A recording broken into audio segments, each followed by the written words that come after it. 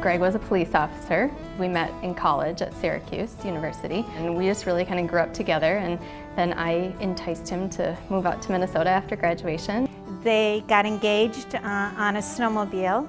They got married in February. They loved winter. They skied constantly. He was an excellent father. He was very caring. He was my best friend. He really, truly cared about people. I think that's what brought him to want to be a police officer. I also think that that was especially true when it came to his family.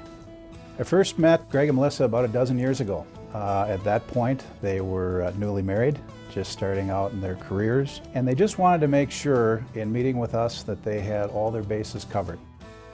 We always went for our annual review and got the plan, and we would do what we were able to, and Joe provided good recommendations. Analyzing Greg's situation, he had already maxed out the amount of life insurance coverage that he could get through his employer, the Minneapolis Police Department.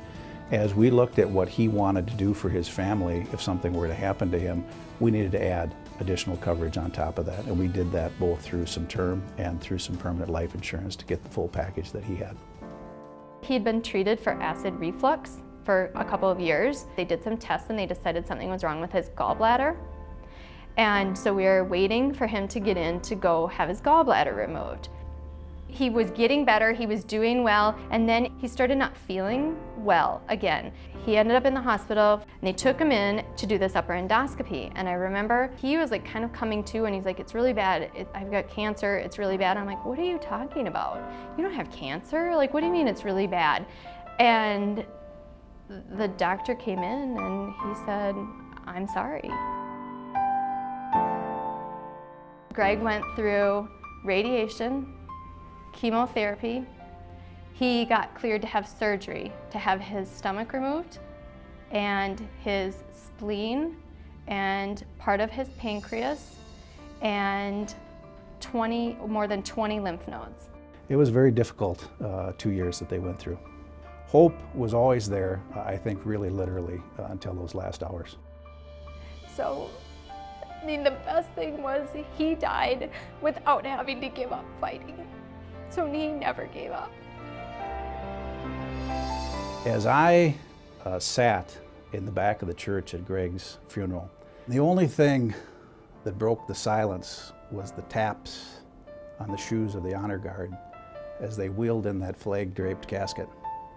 And behind that casket was this young widow and these two young children.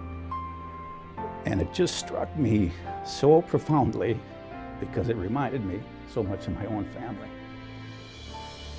And I realized I was the only one that was going to be able to tell them that financially it was going to be all right.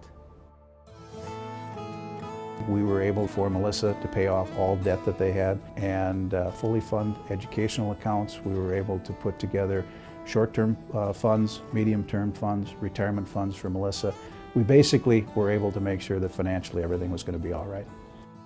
And I don't wish that anybody in this world would go through what we've gone through, but in all the bad that has happened through what we've been through, we have seen some remarkably good things out of people, out of family, out of friends, and out of the advice from Joe. Melissa is probably one of the strongest individuals I've ever met. She's a great mother. Her daughters are phenomenal and are going to grow into wonderful people. They have the financial resources to do what they'd like. They have that support network that helped them through the illness and have helped them through Greg's death. And those three women are going to have an extremely bright future.